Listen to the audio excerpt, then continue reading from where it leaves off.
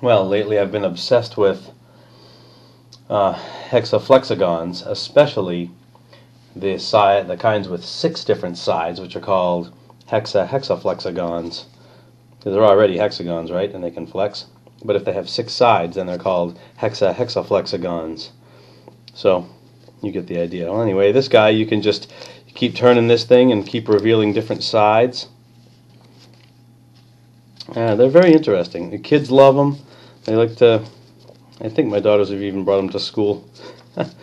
Anyway, there's different sides in here. Sometimes I can't even yet figure out how to show all the sides. I usually make them white, and then I mess around with them until I find all the sides, and I decorate them as I find them. You know, so you can put on different sides and get them to, they're fun to play with. Boy, you can pass the time with these things, I'll tell you.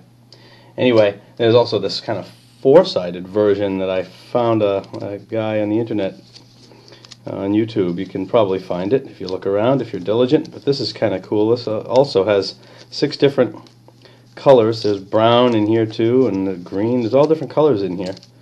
6 different ones. And I mean, it wasn't hard to make. The guy has really good directions.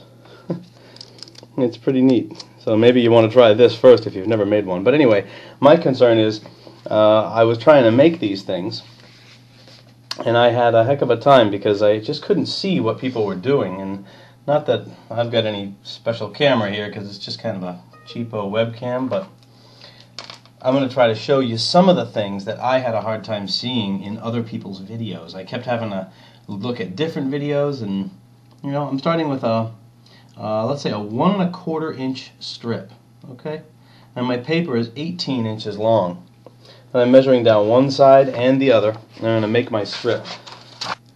So 1 1/4. That'll make a hexaflexagon that's twice that. So I'll get a 2 1/2 inch hexaflexagon out of it. You do have to make sure you have enough length to get 19 squares. So here's my straight edge. I'm just lining up the straight edge with the dots. I use a knife instead of scissors because scissors are for wimps. No, I'm just kidding. They're not for wimps. But I think these make a much better. They make a much better edge when you're done with the cut. And scissors can sometimes be hard to get a very straight line, and I'm kind of picky. Okay. And if you have a good touch with your knife, then you won't cut up your table, huh? Okay. Nice strip. Now I use this paper as a background for myself, because the way I get my triangles nice and square, and this is one of the things I had trouble with, and I know other people have too. I've seen comments on other people's videos that say, how do you get your triangles proper? Because if you don't make your triangles right, you'll end up with kind of a hole in the center, because you'll end up, you see what I mean? You'll make like a donut, or you can make it so it binds up in the center. As you're flipping it, it turns out to, see, I can't find it. As you flip it, you find that it binds in the center, or you have a big hole. So anyway, if you get your angles just right, that doesn't happen. So I get what I'm doing is I'm setting a protractor, and this one has a little whoop-de-doo, and I can set it to 60 degrees, which is, it's 60 degrees from it's 30 degrees from 90, so they're calling it 60. But what I'm looking to do is I want this angle from here to here, which is 120. So, actually what I'm doing, you see this? I could do it on this side too, I want it. I guess if I were left-handed, maybe that might be more convenient. But I'm right-handed, so I'm doing it over here. Alright, there's my 60 degrees. First I'm going to make a line here so I can see what and then I'm going to hold this guy down and make my line there. Alright? There's my 60 degrees. Now I'm going to take this and just fold my paper. I'm going to do it on the dark background so you can see. Fold the paper to make it. I'm just going to estimate my 120 degree thing here. I try to make one a little longer than the other because I just know from experience that's how it's going to work. And I don't know how much. It's just a feel I have. Now I haven't made this crease real tight. I've just made this kind of loose because I don't want to commit to it yet. till I get it here in my... Alright, it's hard to see this on my camera, I know, but you get the idea what I'm doing. I'm lining up the bottom edge here, and then I'm going to fix my crease and make it, you know, really commit to that crease right when I get this guy lined up at 60 degrees. I know it's hard for you guys to see, but I think you can imagine. I've got this edge on this line, and I've got this edge on this line, and when I'm there, then I really lean on that and lock it in. Now I'm done with this piece of paper. I don't need this anymore. What I'm doing now is I'm just going to continue folding in this fashion. You'll see what I'm doing in just a minute. Okay, I'm going to pull this back over and right up like that. And sorry about the scissors are for wimps comment. If you're like a really big scissors fan, it was just a joke. I don't want to upset you. Okay, I'm like equal opportunity cutting implement, you know. If you like scissors, go right ahead and use them. Alright. See, now this way it gives you a nice check too, because if you folded it right, this edge should be flat. You know what I mean? Right? You can kind of look down it and make sure that you've got it nice and square. I'll speed the rest of it up.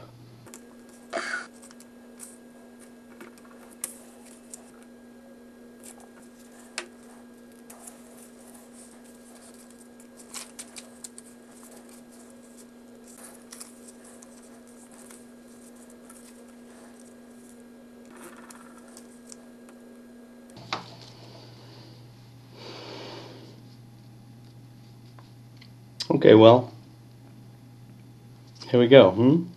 But now you can see I've got those guys pretty good. I mean, I don't know that you could do much better without some kind of a machine. But that's the use of the protractor and being picky about how you make the folds. Because if you make the angles wrong, you can end up with kind of a donut shape with holes in the middle. You can end up with each of the angles a little too much, and then you get a hole through the center, so when you flex it, either on one side or the other, you end up with a hole. So anyway, good. You need 19 triangles to make a hexahexaflexagon. That gives you the 18. 3 times 6 is 18, and then you get the extra one, which ends up being folded over and glued. So really you need 19, right? Okay, right up like that. Make my cut. See, who needs scissors? Okay, I'm going to count one more time. 1, 2, 3, 4, 5, 6, 7, 8, 9, 10, 11, 12, 13, 14, 15, 16, 17, 18, 19. So I can cut right there. 19 total.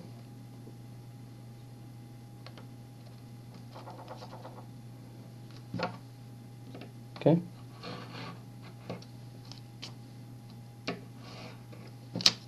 Okay, good. Beautiful thing, huh?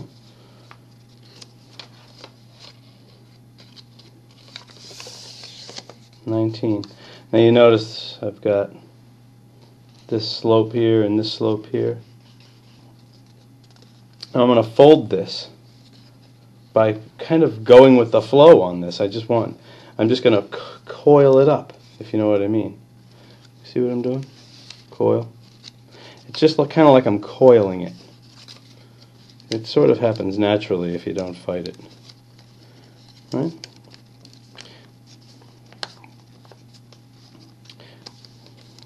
Now's the moment of truth to see if you cut everything nice and square. Alright, so let me point out a couple of things. This is one of the things that I found tricky in other people's videos. I couldn't tell what was going on at the ends. And just so you know, this end, if I get a little light behind it, there's nothing behind this. This is just a single thickness of paper here. Right? And I have that to my left. And it's folded around the front. Okay? You see what's going on? And now this piece, and this end, this has a little triangle hiding behind it. Okay, so everything here has 2 thicknesses of paper. This is 2 thicknesses. This is 2, this is 2, this is 2, this is 2. Everything here is 2 thicknesses except this last triangle on my left. Okay? And how I fold it is, it's kind of hard to explain it, but with it in this orientation, with this guy with the single, see how I get the light coming through it there a little bit? You can really see. There's a single thickness of paper there, double thickness of paper here, because I got a triangle hidden behind. I had a hard time seeing that in other people's videos. I kept having to pause their videos and go back and back and back and look at it. All right? I'm going to fold this now in this direction. So I'm capturing these 2 other pieces. You know, so this is a single piece of paper going right around the outside of this. That's how I'm folding it. All right, let me do it again. So I got these guys like this, single thickness, and I'm bringing this down behind. All right, and I kind of work the fold a little bit to work it in. I don't want to crimp up the paper in the back there. Now I'm going to do that again. I spin this thing around and do it again. Fold this down. I'm going to just work that paper a little bit so I gently work it in. It's going to be snug. If you cut things tightly, they're going to fit tightly. And now, then I'm back to this. What I'm going to do here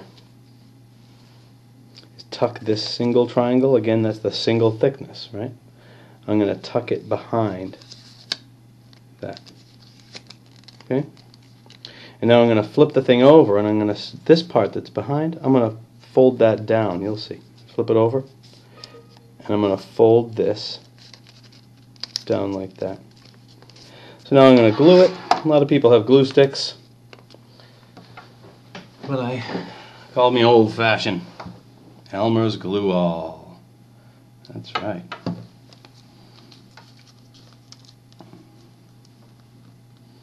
This is the stuff I grew up with, right?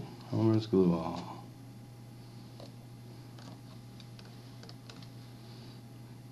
I just put a tiny little bit like that.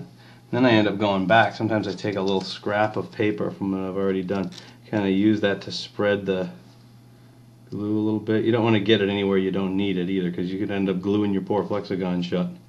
Then what are you going to do? Then you're back at the beginning. Okay. Fold that guy down. That's a nice one. Nice hexaflexagon. You probably just want to